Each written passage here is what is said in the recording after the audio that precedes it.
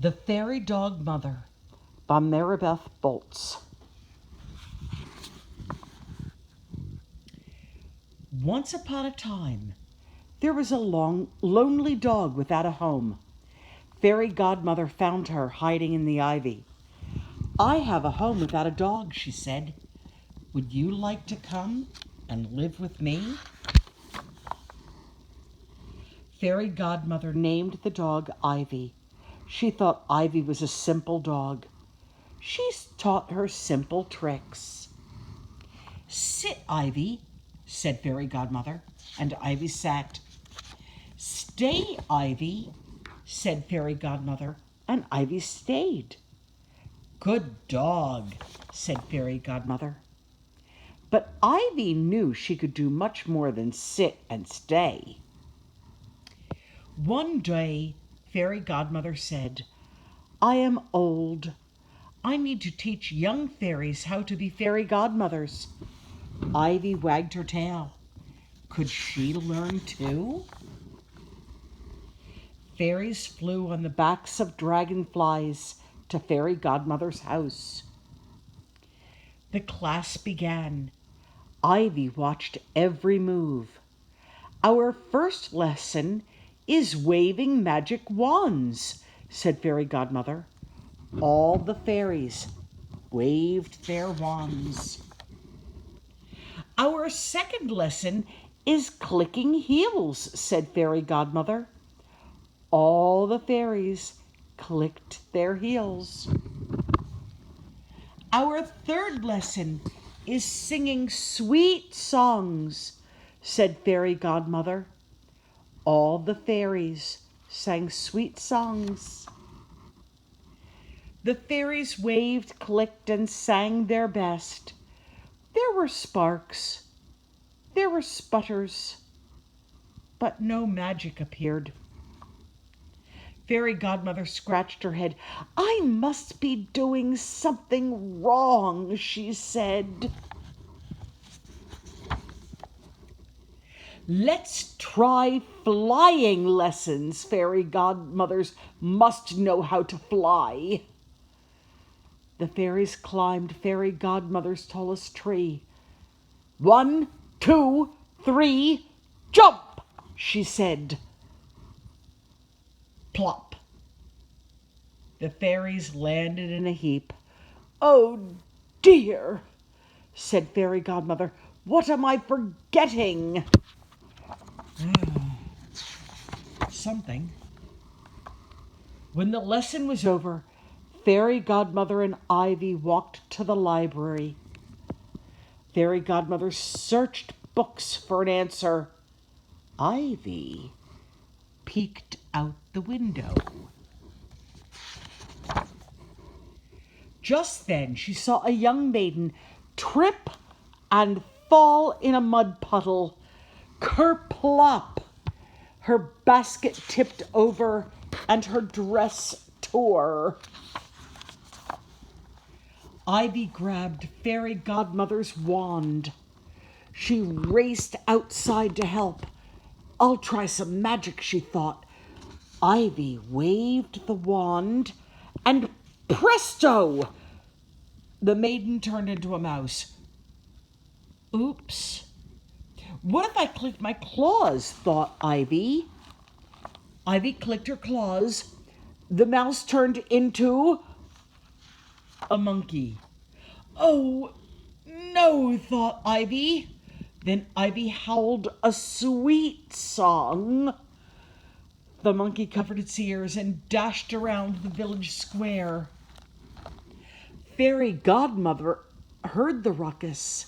She left her books and flew to Ivy. The monkey jumped into Fairy Godmother's arms. It reached into her pocket and it pulled out a silver pouch. "My fairy dust," said Fairy Godmother. "That's what I forgot. Now the magic will work." Fairy Godmother opened her bag of fairy dust. "Your heart is so kind, Ivy. You get the first sprinkle." Fairy Godmother sprinkled Ivy from head to tail. Ivy's fur turned a pretty purple. She began to float. "I can fly," said Ivy, "and I can speak."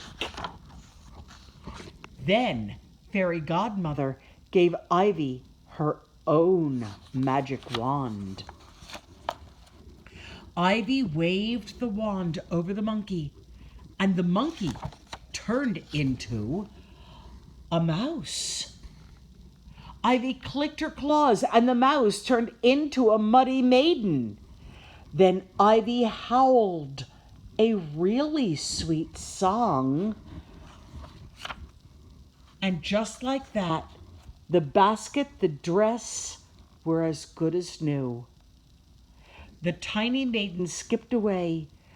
"Thank you," she said. "I did it," said Ivy. "I must find others who need a fairy godmother." Ah. Ivy flew off, searching high and low. She spotted a skinny dog. The dog was begging for a bone at the butcher shop, but the butcher shooed him away. "Poor dog," said Ivy. She swooped down. The skinny dog trembled. "Oh, don't be afraid," said Ivy.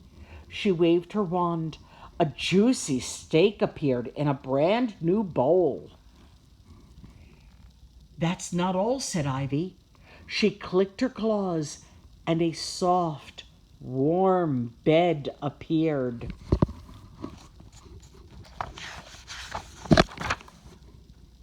The skinny dog ate the steak and plopped down in the bed. "My work is done," said Ivy. She gave the dog a pat on the head. But he whimpered. "Oh.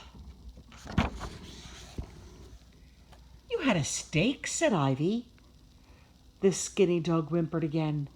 "You have a soft bed," said Ivy. Then she remembered something.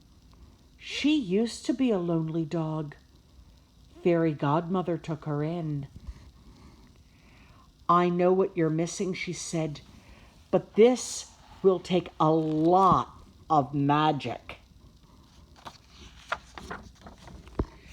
Ivy howled her sweetest song yet. Glass cracked. Babies cried. The skinny dog covered his ears. Then suddenly, a boy appeared. He bent down to pet the skinny dog.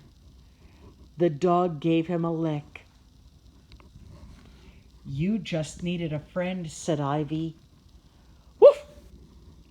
agreed the skinny dog.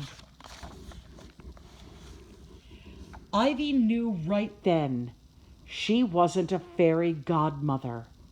She was a fairy dog mother, and she could make any dog's wishes come true.